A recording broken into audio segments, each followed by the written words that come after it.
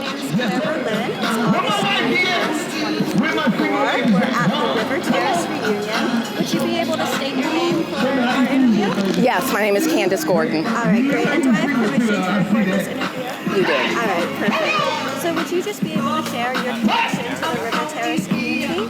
Yeah, so my family's 3 generations here. So my grandparents moved into the neighborhood very early on, sometime in the 40s, I believe. And that's Lucia Gordon and Frank Carroll Gordon. And they bought the house over on 33rd Street, and they were, my grandmother was a seamstress. I forget what my grandfather did, which is sort of embarrassing. But they had my father, Howard Frank Gordon. My grandmother had him rather late, actually. She was late 40s. And he ended up growing up to be the first dog whisperer. If you know about the guy, Cesar Millan, actually it was Howard Frank Gordon first. So he opened up a business over on Capitol Hill and had a shop that initially was called Great Day Pet Parlor, and then he changed the name to Professional Pet Designs later on. And he had that business for a few decades or so. The timeline is a little shaky, sorry. My memory's not so great. And ended up having to move on due to some personal setbacks, but came back and ended up getting another business in the Capitol Hill area and continuing to do that. Interestingly enough, during that period of time, unfortunately, I lost my grandparents, and there was a situation where the house was lost in a tax sale. So this is a very interesting situation that happened. And so my aunt, Evelyn Datcherly, who was living with my grandparents at the time, ended up moving out, and she moved into, there's apartment complexes along the border, along East Capitol Street for River Terrace.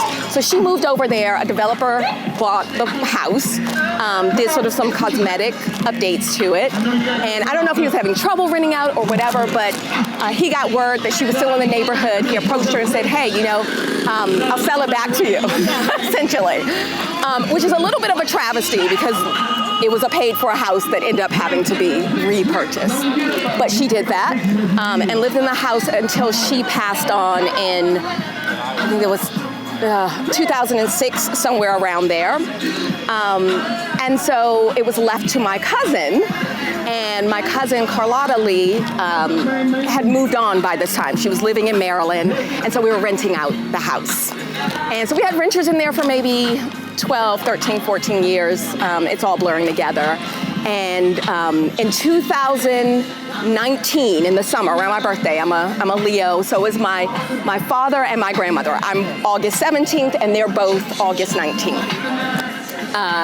The tenants moved out, and we were having sort of a casual conversation, and she mentioned that she was going to sell it, and I said, well, sell it to me.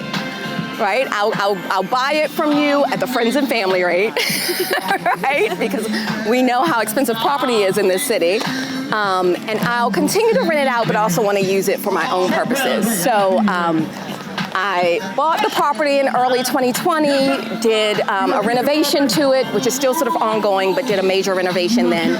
Initially rented it out, didn't like being a landlord, so then I converted it to a short-term rental, which is actually the best of both worlds because I also live in New York. And so I can actually use my whole house from time to time. I can rent it out at my leisure or use it for family and friends at my leisure as well. So I was very happy to come back in 2020.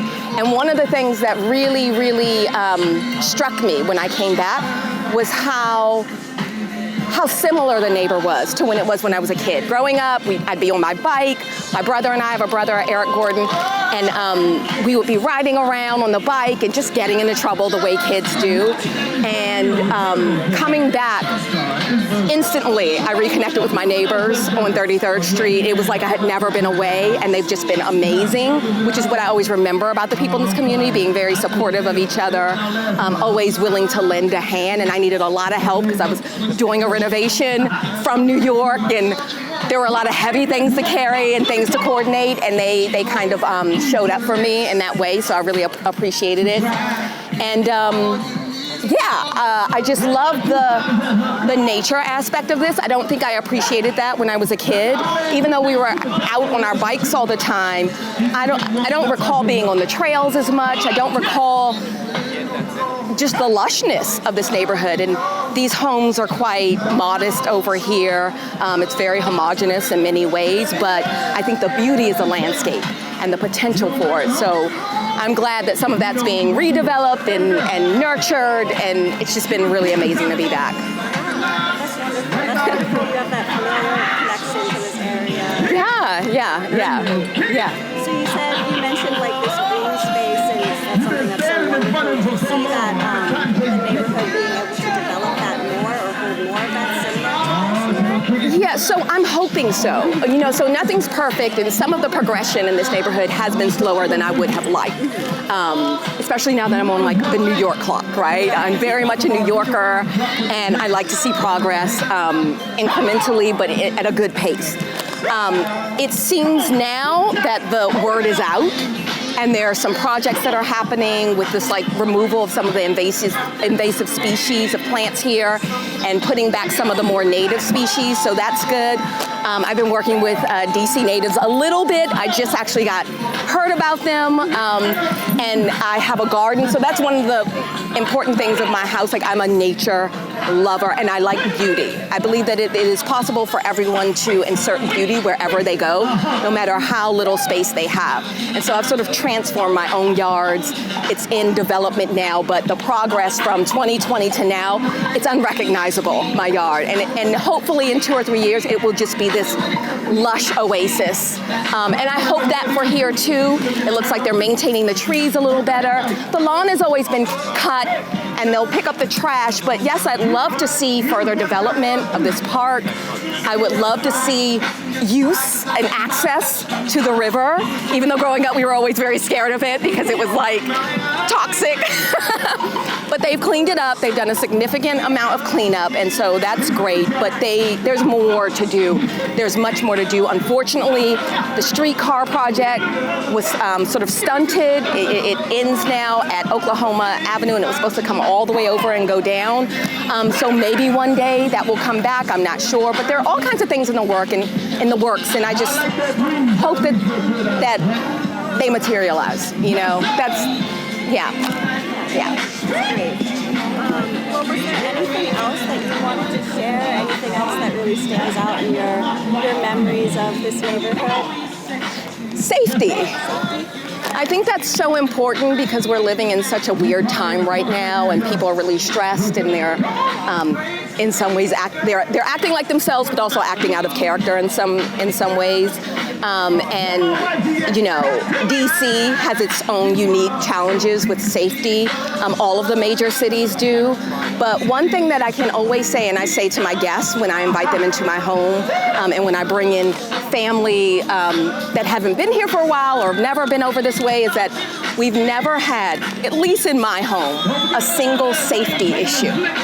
Not one. And even though I would never leave my doors open unlocked because I'm a city girl through and through, and you just don't do that, right? There have been times when people have left my door. Sometimes guests are careless and they leave the door unlocked, and there's never an issue. And it's quiet for the most part. It's peaceful. It's calm. There is just a serenity around here most of the time that I find reliable and comforting, and I just love that. It's just a very safe gem of a neighborhood, and I'm so happy to be back. And I feel like no matter where I go, because I'm a traveler and I have all kinds of plans for my future, but this, in a way, this home that I own here will always be my favorite in a way, because it roots all the way back to my grandparents, and they were such a welcoming couple. The stories I hear that house is the house everyone used to go to hang out. And that's kind of how I want it to be in the future too, the place where you can knock on my door, come by, we can have a glass of wine or share a meal and converse. So that's what I'm looking forward to in the future, and I just think it's really special over here, and I always feel safe. So yeah, that will be the thing. Thank you for asking me these questions. Again, I've always said that this neighborhood is humble and modest as it is, I think the beauty of it is, again, the landscaping and the nature and the community more than anything, which bands together and is so welcoming. It's truly a special place. Yeah. Thank you so much. Sitting down to with us. Of course. I appreciate you having me. Thank you, and I look forward to seeing it one day. And good luck with the rest of the project. I hope you get many stories, diverse stories. I'm interested to hear what other people's perspectives are on living in this area. Yay! Thank you so much. You're welcome.